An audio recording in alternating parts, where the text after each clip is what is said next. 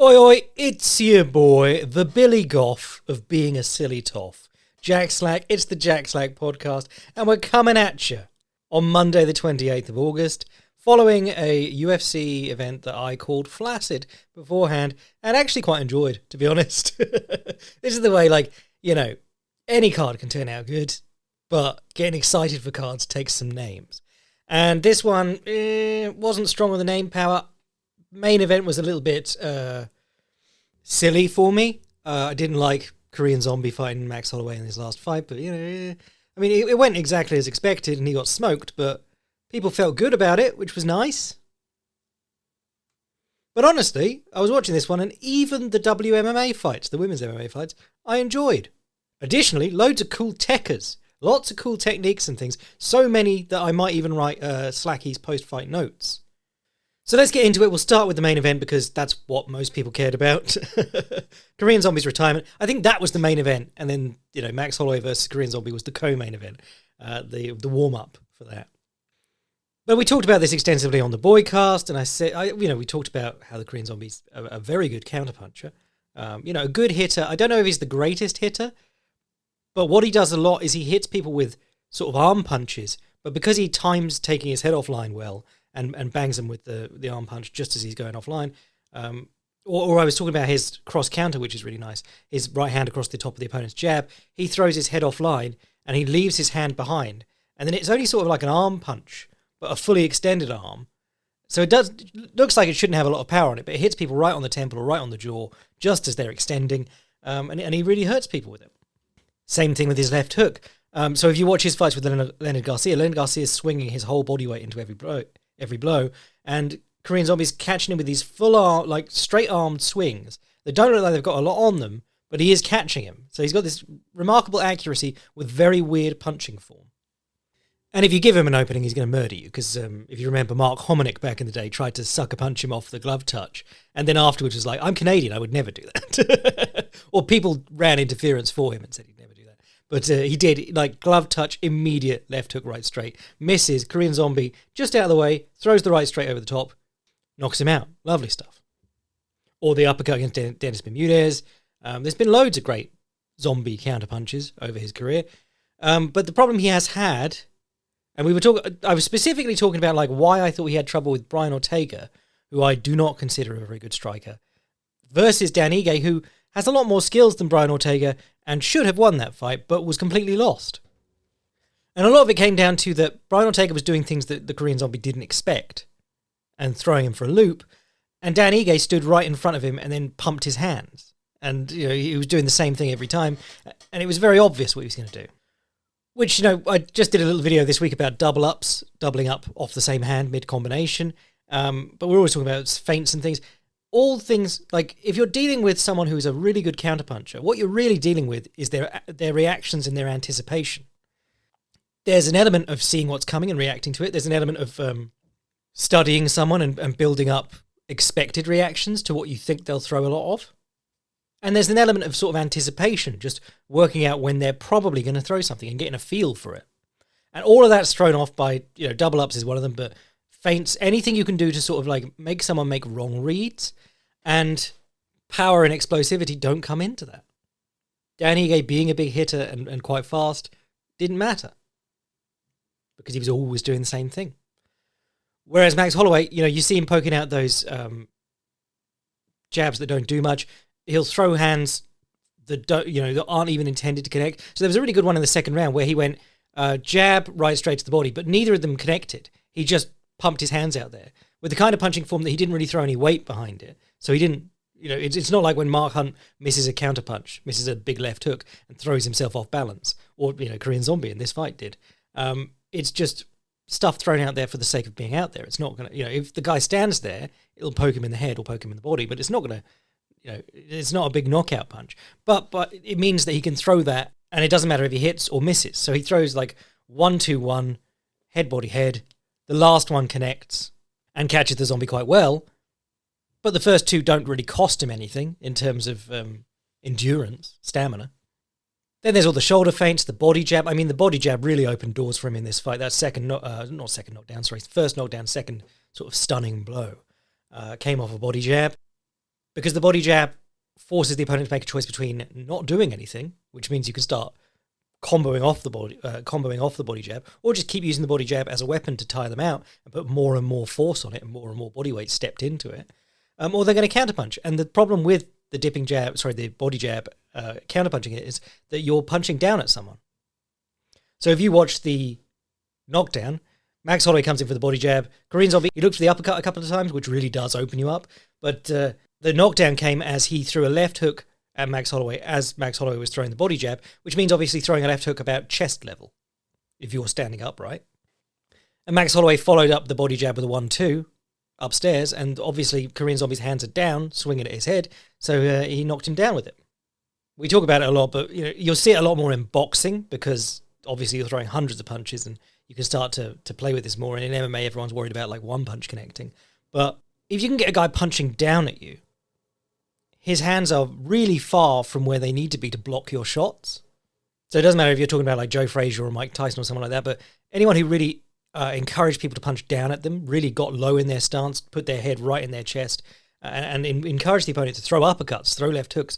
Uppercuts, more dangerous for the guy who's leaning forward, but they do give you a big opening to fire through. If the opponent's throwing left hooks like at chest level, it's a lot harder for them to hurt you, and also you're leaving another big opening. So, body jabs really worked for him well in this one, but the feints generally, you just saw him. What I speculated would happen on the Boycast was that Korean Zombie would be feinted into or onto the back foot, or volume and feinted onto the back foot and get sort of stuck there. And he didn't really get stuck there mainly by merit of his just saying, fuck it, I'm going forwards because it's my last fight. But he was pretty much lost. His counterpunching was really ineffective. His work that landed was when he just ran forward and tried to overwhelm Holloway. Which, that's never been where he's at his best. But, you could see Holloway was sort of preparing for that sort of thing, or had prepared for that sort of thing, because right from the early going, the first time Korean Zombie charges him to the fence, he steps out, throws an overhand, stepping out to his left, and then circles off it. And he throws his whole body weight into it in a way that Max Holloway doesn't tend to do. And then obviously later in the fight, that was the shot that took him out. But there was some good counter left hooks, caused some trouble for the Korean Zombie. It's a tricky thing because if you're dealing with someone who doesn't have an awful lot of punching power or isn't known for their punching power, there is a degree where you could try and push in on them and overwhelm them, and they won't be able to keep you off them with their power. Think of something like Miguel Cotto versus Paulie Malignaggi. But by going forward all the time, you are giving the opponent power. You're giving them your weight coming onto them all the time. So you can walk onto an overhand like he did, which is really nasty. But even like short straights up the center, because you're stepping in, you're there for it. You're colliding with the guy. We used to talk all the time about creating car crashes when you're talking about intercepting counters. But if you're just going forward all the time, you are inviting the car crash. One of the looks I really liked from Max Holloway in this fight was when he was able to back the Korean Zombie towards the fence, and then he'd shoulder fake with his right shoulder and weave into a left hook. The weaving left hook, real tricky punch, because if you know the guy's going to counter, you get underneath his counter and you throw your left hook at the same time. Igor Vovchanchin used to use it a lot off the low kick. He'd throw a low kick against much taller fighters and then weave into a left hook, which is, when you're stepping through with that, it becomes sort of a left overhand, left swing. TJ Dillashaw knocked out Renan Barão with it in their second fight. Kyoji Horiguchi is amazing at it. He does the sort of karate bounce in with the 1-2, and then he'll weave into the left hook. And that was his best punch in the UFC, in his early UFC run. Stepping, weaving left hook. So look out for the article. If I do write it, I'll put that in there. But there was another one when he got Zombie towards the fence in the second round. He shoulder faked, but didn't step through. And he just ducked under a big left hook from the Korean Zombie and hit him with a right straight square in the face afterwards, because Korean Zombie was completely off balance and sort of tried to make a run for it. This, you'll see this happen a lot. Guys get out of position and then they try to sort of sprint back to safety. Part of it might be the wrestling training. When you separate someone's hands when they got your back body lock, you have to step forward to create space to turn back into them. Obviously you can't really turn back into someone when they're straight behind you anyway. But you see people running with their back to the opponent, you're like, why are they doing that? With the exception of that one girl the other week. But when you see people running with their back to the opponent, it tends to be because they've already got their back showing and they have to try and sprint to make space to turn back towards and face the opponent. But anyway, comes out for the third round. Korean Zombie just charges him down, gets smoked, goes out on a shield. Everyone felt good about it because he landed some blows on Holloway, and it wasn't a good showing from the Korean Zombie. It was a fairly good showing from Max Holloway, but it doesn't really matter because the Korean Zombie is pretty washed. But it wasn't him taking 300, 400 punches over 5 rounds and just getting beaten down. There wasn't 25 minutes of just feeling bad for the Korean Zombie. He went out in the way that he was known to fight. Before he got to the UFC, that was all he did. He was famous for just sort of walking through beatings. And then he became a surprisingly slick counterpuncher. And I remember watching it at the time. When did I start writing? I must have started writing in like 2012, 2013. So a little bit after he turned up in WEC. Actually, a few years after he turned up in WEC. But I remember watching it at the time and going, whoa, this guy's actually getting pretty slick. I was really surprised. The Hominic one was one, I've mentioned it a couple of times now because it was just, what the fuck? This guy has good counterpunching now. So thanks to the Korean Zombie, I did a bit more of a career retrospective on the Boycast earlier this week, just talking about how it just really wasn't timings matched up. He was an interesting match for Jose Aldo in some respects, but he was fighting, he was matched against Jose Aldo in his prime. And so obviously he got worked over in that one fight. But because of his having to take 2 years out to do military service, and when that fell, he took it at a time that he saw as opportune for him because he'd had the title shot and he'd lost it. He went, okay, well, I'm not going to get an immediate title shot again. He had a fight booked. He injured his knee, or it might have been his shoulder was re-injured. It was injured in the concluding sequence of the Aldo fight, but he got injured again, basically. And he said, okay, well, now I'm going to have to do a fairly long rehab, so now's the time to do the military service. And what should have been like 2 years ended up being closer to 4 years. And it's just, how many elite athletes take 4 years out in the middle of what is their prime? Because he came back and he was good. He became a top 10 featherweight again, despite all of us being like, oh, I don't know, it's been X years. Even though he'd been training the whole time, but it's still a big break from top-level competition. So you're always going to have that question mark, like, yeah, he had to recover from the injury, but there was, maybe 2-3 years in there where he could have fought, and he didn't. Or couldn't, rather. But to have 4 years taken out of your career through, mandatory military service and bad luck, and still be remembered so fondly, in a way that most of the guys who make the top 10 in that division will never be remembered. Dude's absolutely beloved, a huge staple of the Asian MMA scene as a whole, not just the Korean MMA scene. And someone that has been around so long, putting on entertaining fights for so long, that there are lots of guys in the UFC now who have looked up to him. And I think, Max Holloway is probably one of them. You got to see him, once he'd had his little celebration and run out to his wife, he came back in and he immediately helped the Korean Zombie up onto the stool, which I thought was really, sweet thing to see. Absolute gent, always has been. Both of these guys, really. I mean, the only thing that the only beef that Korean Zombies ever had was that thing with Brian Ortega, which seemed very contrived and like Brian Ortega just wanted to create some drama. And then it came out that they're both friends of Henna Gracie anyway, so they might have just planned it. But thanks, Korean Zombie. It's been real. It was really good fun. And, there aren't a lot of people who fight like that. And if people fight according to a textbook, they won't fight like that. You got to be a bit weird and make your own way in the world to have a chance of being like that. So let's talk about the rest of this card, because some of the stuff high on the card I didn't really care for. A lot of the prelims were really good. I really enjoyed them. Let's surprise everyone and talk positively about women's MMA. The two ladies' fights on this card, I thought they were banger. The Na Liang versus JJ Eldridge fight was really interesting because Eldridge has been around for a while. She sort of fell off my radar because she's been in a lot of fights that go to decision, and I watch these afterwards, so I get to choose. Women's fight on the undercard going to decision, probably one of my priorities to not bother watching if I'm short on time when I'm watching these events the day after. But I used to like her quite a lot when she debuted against Juliana Lima. And I remember her losing that one back in 2016, but I thought she was good. I quite enjoyed her. And for a while, she had like Pat Barry in her corner. It was really weird. But now she's with a different team altogether. But she's lost her last two. One of them, of course, being submission loss to Blanchfield. But I always thought she was pretty talented. She was an interesting striker on the feet. She was a southpaw, and she could actually fight sort of like a southpaw pretty decently. And this fight, I thought she showed a bit of everything. She looked really good.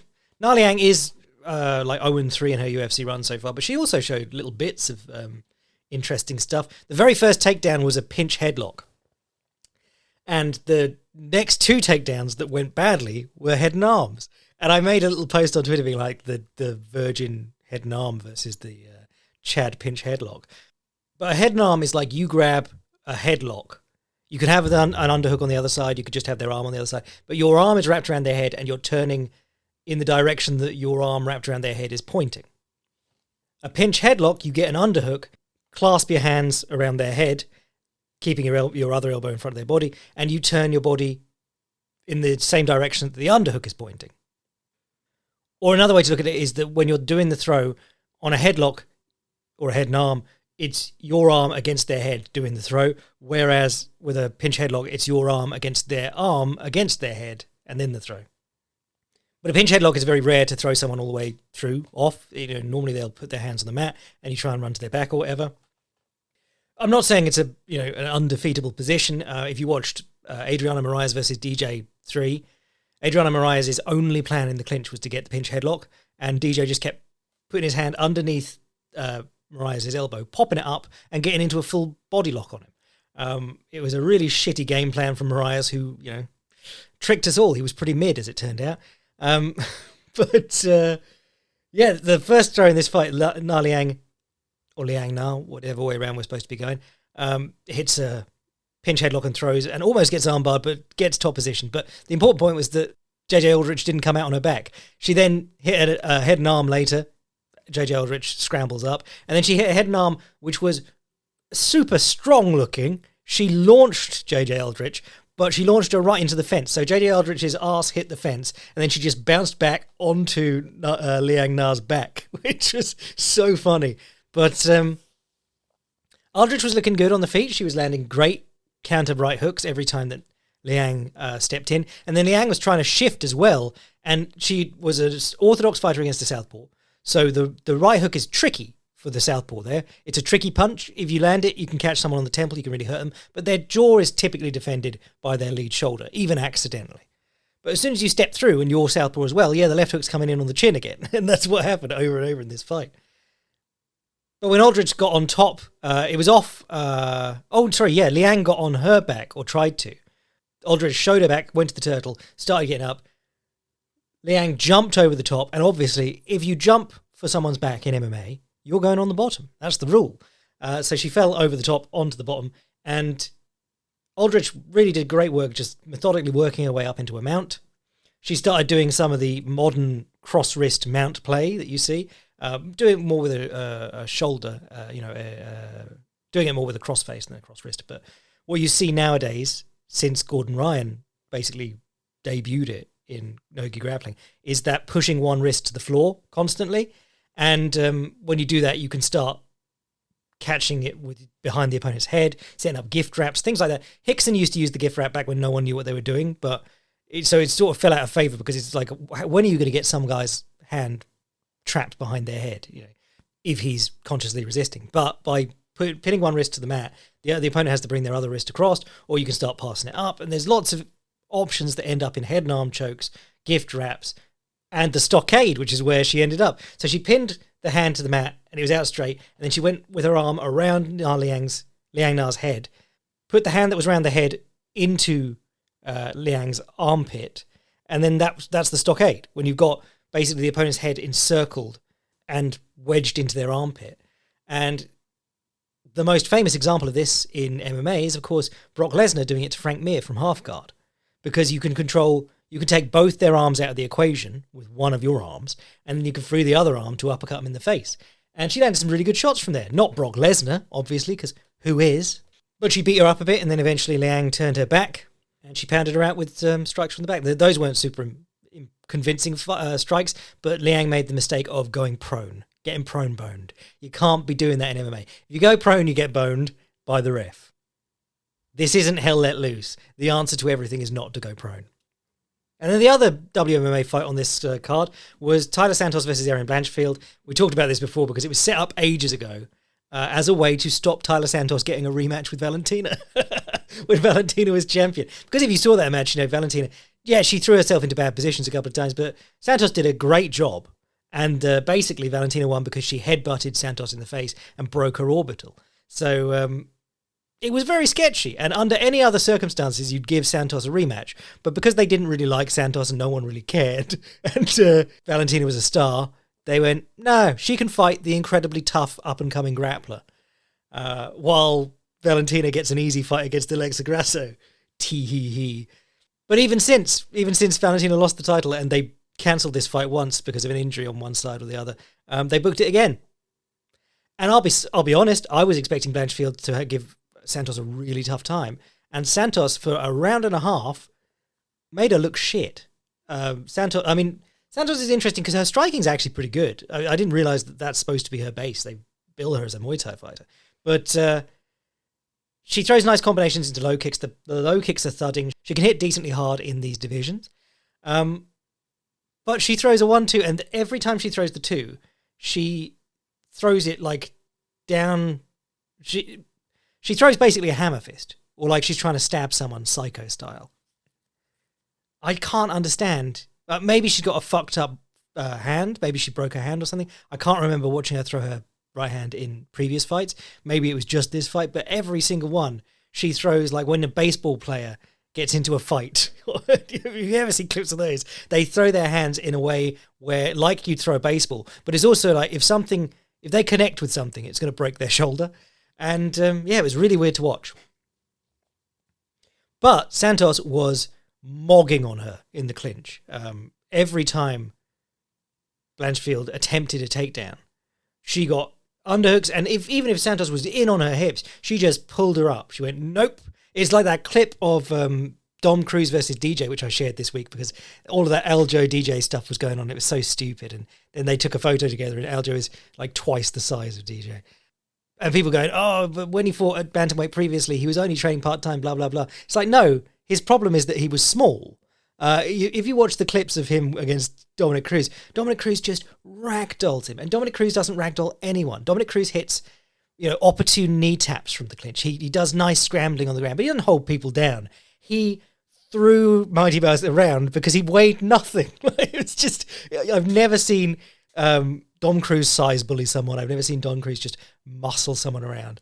And it looked like that when she was pulling Erin Blanchfield off her hips. She just went, stand up. Or have you ever seen the clips of Jack Johnson when he's kicking the shit out of Tommy Burns? Tommy Burns, he beats him up in the clinch with like sneaker punches and stuff because that was legal back in the day and that was Johnson's whole style.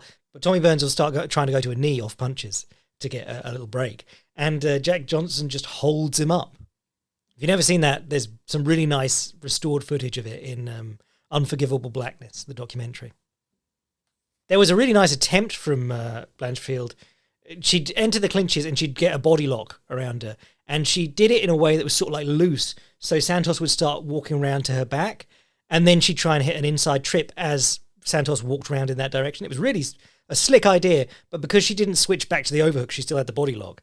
There was nothing to stop her sort of sliding over the top. So when she did that in the second round, she sort of lost. She sort of gave up her back. Everything she did along the fence didn't work. Even in the third round when Santos was gassed as hell. She's locking her hands inside the crotch to try and lift her up. She's trying to hit inside trips. She's trying to drop on legs.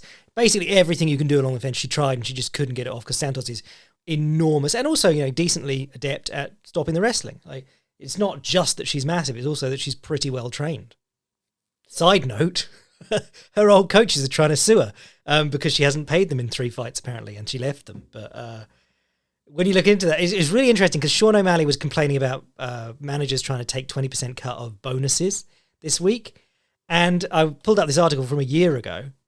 And their beef apparently was because they were trying to take 20% of her Venom kit sponsorship, which is something that obviously as a manager or a coach, you don't do anything to negotiate. But it's just really interesting that number came up. And it made me wonder if that was what Sean O'Malley was referencing. But yes, her life has been a bit tumultuous since that loss to Valentina. But basically, everything was going swimmingly for her in the first round and the second round until she turned off the fence and tried to hit a takedown. She dug underhooks with her back to the fence, turned Blanchfield around, and then stepped around her to try and trip her. But she lost the leg and just sort of sat to the... She tried to back arch for a suplex or something and just threw herself onto the bottom. And then the second round was just her getting held down because she didn't seem pretty good. She didn't seem particularly good at getting up. I mean, she was pummeling in a butterfly from half guard, which is part of getting up. I don't like seeing people just holding half guard or putting in the lockdown like Anderson Silva against DC. You like seeing people try and get hooks in, try and get to an athletic position for standing. But, after she got flattened out several times and passed, it's just give up your back and stand up if or you need to be able to give up your back and try and stand up. Third round was basically Blanchfield's by merit of Santos doing nothing because you don't get scored points for defending takedowns. But some interesting takes in the aftermath. I've seen people saying if Blanchfield's striking doesn't improve rapidly, she's going to get torn apart by Grasso. It's I've seen Grasso's career. I watched most of her fights because I quite enjoy her because she's got decent boxing for the women's weight classes. But she ain't knocking people out.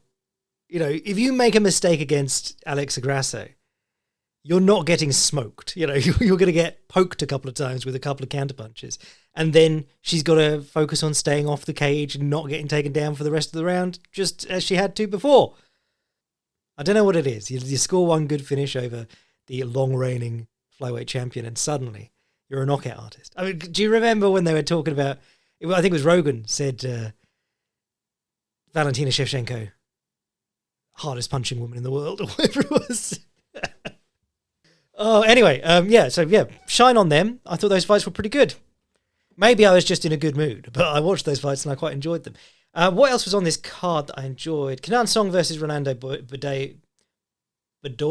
People were very hot on Bedoya. I couldn't remember much of him. He fought Chaos Williams in his last one. That was the Sterling Cejudo card. Well, I'll go back and check and probably said something about that fight on the podcast. But, he looked too small for this weight class for a start. I think if you come in at short notice, yeah, that's fine. But, I mean, they were saying on commentary constantly, how he could probably make lightweight.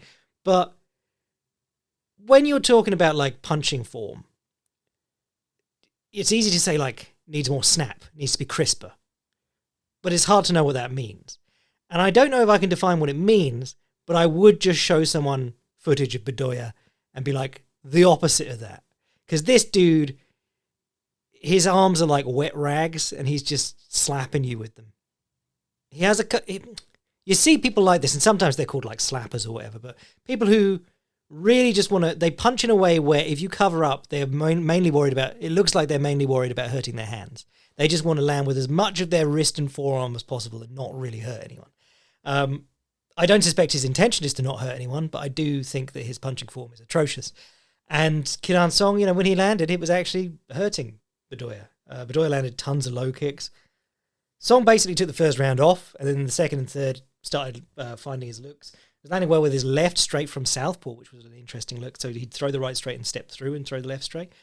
And also he'd lift his right knee as if to kick, step through and throw the left straight. Those both worked really well for him. Dropped Bedoya twice. I mean, on this card there was an outbreak of Gaethje Poirier 1 syndrome. People getting dropped off inside low kicks, throwing the inside low kick and just taking a punch on the snoot in return. Bedoya had a few of those. Billy Goff ate a ton of them against Kinoshita. Keeps throwing the inside low kick, getting punched in the face as a result. Happened in Smith's span a couple of times as well. But yeah, good for Kenan Song because he's coming off a couple of rough losses. I don't normally find him terribly entertaining, but he was, decent in this one. Oh, Alexijuk versus Njokuani. Highly recommending watching this fight because one of the things we're always talking about is how, or one of the things big striking nerds are always talking about is why are there no good stepping knees in MMA, blah, blah, blah. Partly because if you do a bad knee, you get taken down, which is kind of what happened in this fight. But there were some very good knees by Njokuani throughout. And actually, I've got to mention that Santos, every time she pulled Blanchfield up off her hips, she'd immediately throw the left knee. Straight for the liver. Love to see it. But Njokuani, this will definitely make the article if I write it, but I loved that he opened the fight Alexijuk southpaw, obviously. Njokuani's orthodox. Njokuani throws 3, 4, 5 right front kicks, maybe the odd right high kick, maybe a right round kick to the body, but he throws 5 right kicks, very obviously. Alexijuk then is turning into the kick, both forearms into the kick, trying to take the kick, and Njokuani lifts his knee up and steps through and throws a left knee instead. So he's throwing right kick, right kick, right kick, right knee raise, step through, left knee to the body. And because Alexijuk had brought his right arm over to take the kicks on both arms, he got skewered right in the liver off the very first knee. It was beautiful. And Njokuani obviously grabbed the head as well. But yeah, I'd love to see more people doing that. That was really slick. Because part of you had this in the Caceres versus Giga fight, which I didn't really enjoy that much. It was all right. It was a spirited sparring session. But, just by being southpaw, Caceres had taken away one of Giga Chikadze's best moves. Like, no liver kick there now, mate. And of course, you remember Calvin Kattar kept stepping through to southpaw as he was advancing on Giga Chikadze to take away the liver kick. There's always this thing, because hitting people in the right side of their body is disproportionately effective versus the left side of their body. I'm not saying don't hit people in the left side of the body. I think everyone should be hitting all over the body all the time. But people fall in love with the liver shot. And it is disproportionately effective. Like, if hardened fighters tell you that, that should be enough. But I always mention Battling Nelson, bantamweight champion of the world in the 1910s, 1920s. Knocked out Joe Gans, the man who said straight hitting gets boxers plums. But he, in his own autobiography, very down-to-earth guy, because he's like one of the greats of bantamweight boxing. And he said, I was a middling fighter until I discovered this half-scissor left hook. And the half-scissor left hook is basically, because the gloves were thinner and the thumb was free, you could use your thumb to jam it into people. And so he used his index finger and his thumb to stab people in the liver. And he said he could do it in about 6 inches and he could just break people. And he knocked out Gans like that. One of the great scientific boxers of the day. Doesn't take a lot if you get someone well in the liver. But with the southpaw orthodox matchup, your open side as the orthodox fighter is your liver. So they can pound in the body kicks and they get that slight advantage. Their open side is not the liver, so you don't get that advantage. But if they're hand fighting, you can sneak in left lead hooks to the liver, lead punches to the liver. And the way that Njokuani got to the liver a couple of times here by making Alexijuk deal with his right kick and then faking it and stepping through, very impressive. If you watched him when he was getting into clinches here, he's just stabbing his left knee in over and over to Alexiuk's body. Had him pretty rattled at one point. But Alexijuk toughed it out, man. He just walked him down. Every time he got Njokuani to the fence, Njokuani... this is the thing about like kneeing generally. Sometimes you can hurt people with knees with your back to the fence. But the problem is you're then also on one leg against the fence. Getting into the habit of like kicking and kneeing on the back foot, not always great. Superbon, one of the greats of kickboxing, terrific defensive fighter, uses the teep and both legs. He'll just nudge people and he'll knee people and he frames on people beautifully. So hard to get a clean shot on him. But because he's always kicking, going backwards, his 2 knockout losses that are most notable, Murat Gregorian and Chingiz Alazov, both involve him getting back towards the ropes, kicking when it doesn't really benefit him, and then being on one leg as the guy hits him. So there was a bit of that in this fight. But unfortunately for Njokuani, it was one of his knees got caught. Think of Valentina Shevchenko versus Juliana Pena. Guys have been doing it since like the UFC started, basically.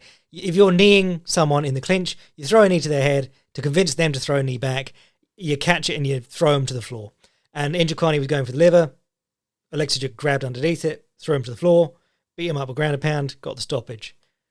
I saw someone on Reddit say, Njokuani, striking skills of a lion, heart of a worm. But yeah, he did sort of fold. It was a bit disappointing. But man, he's got some really good moves, got some really good looks.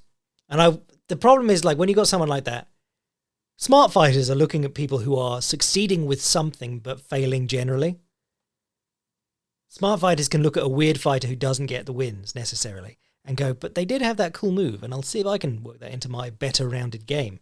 But a lot of people in the press and, amongst pundits and things, we look at people like that and we go, well, the kneeing did get him thrown on his head and maybe he should have been more conservative with the knee. No, just like everyone should knee more, but be better with it, is what I'm saying. Billy Goff versus Kinoshita. Kinoshita now on 2 losses in the UFC, but he always impresses me. Like, I just love his boxing. It's really smooth. His jab looked really sharp in this one. He was jabbing and dipping off it too, and jabbing and entering. The jab just had no tell on it. But Goff is tough as hell. He was just taking him on the face and walking him down, and then hit him with a beautiful right straight to the solar plexus, and it folded Kinoshita. And this is it. Like, solar plexus isn't your liver, but it still will fuck you up if you get hit in it. But this reminded me of Melvin Gillard did this back in the day in the UFC. He scored a solar plexus knockout as well. But I feel like knockouts like this make people, make fighters, or give fighters the wrong impression. Because everyone wants like the one-shot body shot knockout. But really it's an attritive weapon. You should be throwing it lots. And if you throw it lots, you've got less chance of surprising the guy and actually getting that one-shot knockdown. But you will drain him over time. But the people who get the one-shot body shot knockdowns tend to be guys who don't throw him that often. And then when they throw it, they go, oh shit, I knocked him out. Maybe I should do that more often. And then they don't get the same results the next time. But it was a great shot. Really nice. And I saw a lot of people reacting to this by like, oh, Goff won't go far if he has to take all this punishment. Not necessarily. Fighting is a sport where, like, yeah, it's better for your long-term health if you're defensively sound and so on, but there's nothing to stop you from, juggernauting your way to a world title. Can't all be Floyd Mayweather. Some people have to be Rocky Marciano. Anything else interesting? Oh, Garrett Anfield's striking against Kazama looked great. Kazama I wasn't sold on. Road to UFC, I watched it this week to get educated on Rinya Nakamura, and I thought they were all pretty bad except for Rinya Nakamura. Kazama didn't impress me, and Armfield worked him over. Lovely jabs. He did a jab to the head, jab to the body, right hand. Beautiful stuff. Knocked him down. Through just about every smooth combination that I like to see. I'm watching this guy, and this guy's solid boy material. Yeah. And then the only other really important thing that happened, there were a couple of, fatties knocking each other over in comedic fashion. But the only other thing that really happened was Rinya Nakamura, basically a showcase of his skills. Bisping came out and said it by accident. He was like, it's unfortunate for Fernie Garcia to get out-wrestled because he was out-wrestled in his last 2. And then it all went silent. And you could almost hear the guy shouting in his ear, being like, don't say that about UFC matchmaking. We're not just giving this guy a showcase. And Paul Felder came to the rescue and was like, well, we like to see that people have improved. So if you lose by one thing, they normally give you... And it's like, no, they don't. This was just to make Rinya Nakamura look good. And Rinya Nakamura did look really good on the Road to UFC tournament. But they did, the people he was fighting didn't look good at all. I talked about this on the Boycast, but like the first guy he fought some Filipino dude. And if you're in Filipino MMA, you're in it too late because your chance was when Team Lakay were winning titles in one because there weren't any good fighters over there. But this Filipino dude just throws a kick and then stands there in the wrong stance, slowly bringing his leg back, and Nakamura just takes him down. And there was another dude in the tournament that did exactly the same thing, just threw himself out of stance for no reason against a guy can take you down. I understand that the left hand he has is a bit of a shock to be a really elite wrestler and have a great left hand. Yeah, that's surprising. But you should be preparing for the takedowns and being ready for those. And throwing yourself wildly out of position is not being prepared for them. So lots of north-south in this one. Lovely that in Singapore they still find a balls-on-mouth very funny. I can't remember if anyone went north-south in the UFC event in Japan, but it would be very funny to see if that is the case, if people laugh the world over. Because everyone's always like, Japan, they're so much more respectful to these warriors. Sorry, going north-south with your balls on their head is funny. But he kept looking for this knee over the biceps, which you normally get from side control. But he was going the other way around, and then he had to pummel to pass it off to the other leg. Did good work with it, but yeah, a lot of this was just resting his balls on the guy's head. He did attack a north-south choke at one point, which is very tricky to finish and really a specialist move. And he got it, fairly tight looking. But, it was standard Rinya Nakamura, lovely takedowns. Didn't see an awful lot on the feet. Mainly north-south stuff. Almost got a straight arm lock from the crucifix. He has a win by Americana, which should tell you the level that he was working against on that contender series, on that Road to UFC thing. But that straight arm lock, interesting. Roger Gracie does it. Matt Hughes caught Hoist Gracie with it. It's you can surprise people. Once you got one arm isolated underneath your knee, it's very hard for them to stop you just fucking around with the other one. Bit disappointing that he didn't strike effectively from there, though. If you get the mounted crucifix, throw some fucking shots. He did throw a nice punch to the elbow to the midsection from north-south at one point. But, if you're an elite wrestler and you're on top for the whole fight, bust the guy up a bit, please. Anyway, that's that whole event done. I thought it was pretty good. I'm going to watch the Usyk fight and weigh in on whether his trunks were high or the shot was low or whatever. And also, the fight from this weekend that I highly recommend you all watch, because I'm going to talk about it loads on the Boycast. Kazuki Osaki, who it was like his 5th time fighting this year, 6th time fighting this year, versus Toki Tamaru. It was their rematch, but man, Kazuki Osaki is such a dangerous sort of pressure fighter, and Tamaru looked so slick against him, but it was really competitive all the way through. Highly recommend you watch it. If you don't have a Beamer and you can't watch it on Rise, they'll upload it to their YouTube channel in a couple of days or like next week. I'm your boy, Jag Slack. Sign up to the Patreon to get in on the Boycast and the articles when I write them. So hopefully going to write one about this card. Fightprimer.com for all my writings. And jagslackpodcast@gmail.com for emails. I'm your boy, Jag Slack. What if we did the road to UFC but good? Bless.